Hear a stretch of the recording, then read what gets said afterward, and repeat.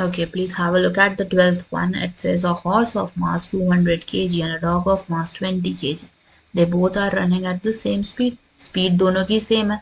And in which of the two cases they are saying possesses more kinetic energy? अगर हम horse के case की बात करें, so kinetic energy का formula हमारा होता क्या है? Half into mv square. So it would give you half into 200 v square.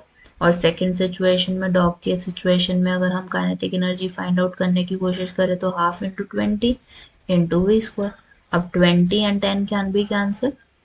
Hair in this case 200 and 2 can be cancel, तो 100 वी स्क्वायर आ गया. इसमें I would have 10 v square.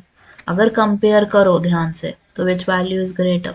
Obviously the kinetic energy possesses by horse is greater than of dog. क्यों है ऐसा? क्योंकि देखो, एक सीधी सी बात है कि हमारा जो काइनेटिक एनर्जी होता है it is directly proportional to mass, and if mass would increase kinetic energy would increase directly. तो हमें ध्यान रखना है कि अगर मास ज्यादा है तो काइनेटिक एनर्जी भी ज्यादा होगा.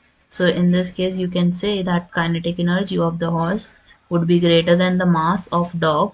Why? Because of the masses they possess. जिसका ज्यादा मास होगा that would possess more kinetic energy.